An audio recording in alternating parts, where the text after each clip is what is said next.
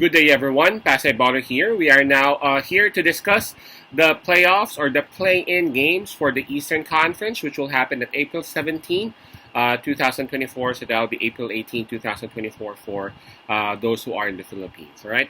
As we all know, we got two games, and to kick things off, let's talk about the number 7 versus the number 8 matchup. So that'll be Philadelphia 76ers going up against Miami Heat. That'll happen at 7 o'clock p.m. Eastern Time. That'll be 7 o'clock a.m. here in Manila. And again, I am just inviting everyone who have not subscribed yet to our YouTube account or YouTube channel, Pasay Baller. Please click on the subscribe button below. At the same time, hit on that bell logo. That way, automatically, you guys will be receiving notifications whenever new videos are uploaded. Now, before we proceed, just a brief explanation as to how this one would be like for those who ain't that familiar with the format. This play-in tournament format. Again, number 7 going up against number 8. Whoever wins this matchup will be the number 7 in the playoffs, meaning they would actually go up against the number 2 team in the East, which will be the New York Knicks. Now, whoever loses will actually go up against the winner of the number 9 versus number 10 matchup, which will be discussed later on. That will be Atlanta Hawks versus Chicago Bulls. All right.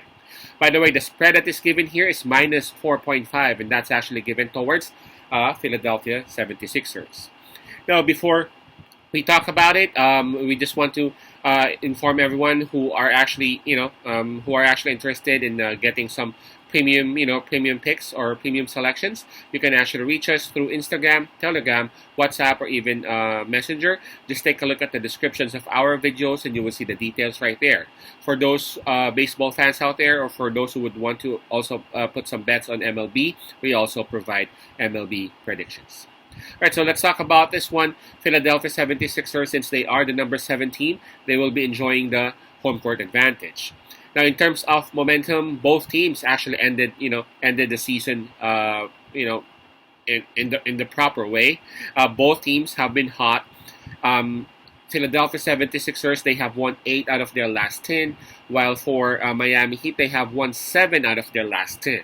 Again, both teams have been on fire. But we have to give a slight advantage towards Philadelphia 76ers because they have actually won 8 straight. Man, that's something else, 8 straight games Philadelphia 76ers won, giving them the number 7 spot right now, and that's why they are going up against Miami Heat. So in terms of momentum, Philadelphia 76ers got it. Now let's talk about health and availability, all right? This one for me would be one of the huge factors that would help us determine who would win the matchup or who would win the game. Starting with the Miami Heat, Josh Richardson is actually out for the remainder of the season, so obviously we can't expect him on this matchup. We have Terry Rozier, Duncan Robinson, and Kevin Love all listed as game time decision. Now for Philadelphia 76ers, we have Robert Covington, Joel Embiid, KJ Martin, and the Anthony Melton, all listed as game time decision as well. Now, I've gone ahead and tried to make some researches, but seems like everyone's playing. Those who have been placed on game time decision, it seems like everyone would be available. I'm not sure though with Kevin Love. There haven't been any. I haven't seen any confirmation if he will be playing or not. But as for the rest, who are on game time decision, seems like they would be there for their respective teams. So there would be just one. That will be Josh Richardson, who will not be suiting up for Miami Heat. Now, obviously, as what we can see here, Philadelphia 76ers, they got the advantage in terms of the home court. They got the advantage in terms of momentum. Now, it's not like Miami Heat didn't gain any momentum ending towards the end of the season. It's just that Philadelphia 76ers was the hotter team between the two. Now, again, in terms of health and availability, I gotta say that Philadelphia 76ers also have a slight advantage over Miami Heat with the loss of Josh Richardson, with Duncan Robinson and Kevin Love is still at game time decision. All right, again, the spread is minus 4.5. This one's going to be tough. If you would actually check on the last 2 matchups that these 2 teams had, both games were actually won by Philadelphia 76ers. Let's take a look at him. The last one was just recent, April 5. Philadelphia 76ers defeated Miami Heat by 4 points, 109-105. Now, prior to that, this one would be back in March 19 to be exact. Philadelphia 76ers also won the matchup by 7 points, 98-91. We have two coaches here who are very good, geniuses at that, but no bias because Eric Spo is a Filipino. I feel like, and for me, Eric Spo is just the better coach. He is the better coach. He is a champion, although Nurse is also a champion. I gotta say that, Eric Spoelstra is a damn genius, man.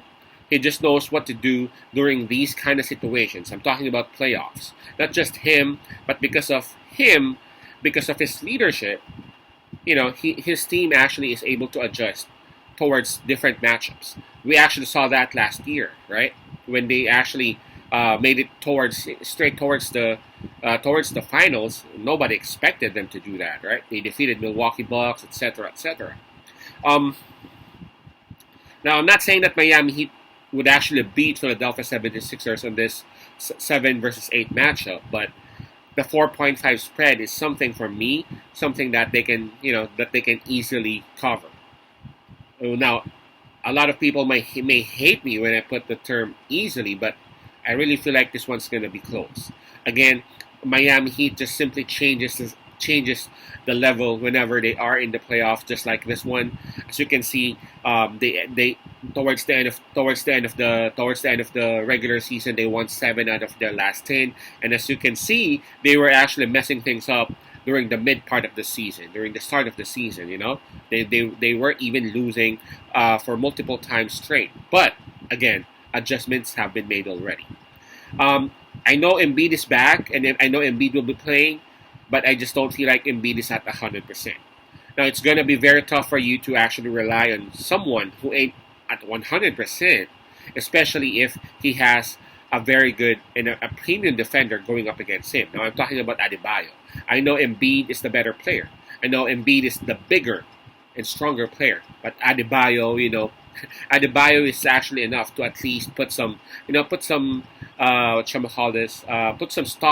on Embiid. Instead of allowing Embiid to score 35 or 40, Adebayo is there to minimize the damage, to put it like 25 or 20. You know what I'm saying? Now, you can go ahead and allow Embiid to take those shots. As long as Miami Heat would be able to put some locks on the other players, they should be good. And I feel like that's going to be the approach that Miami Heat would have. I'm no pro, but I guess that that'll be the approach. Spoelstra is a damn genius. For this matchup, Philadelphia 76ers would really rely on their scoring, which makes sense because they are a very good scoring team, while Miami Heat would rely on their defense. My pick on this one would be Miami Heat plus 4.5. Yes, Philadelphia 76ers may win the matchup, but I don't think it will be. I don't think it will be like a huge lead. 4.5 spread is gonna be enough for Miami Heat to cover. So our pick on this one would be Miami Heat plus 4.5. Expect some level ups on the games of those Miami Heat players, especially for those who have played with Spo for multiple years now. Again, that's Miami Heat plus 4.5. Peace out, Pasay love, and God bless.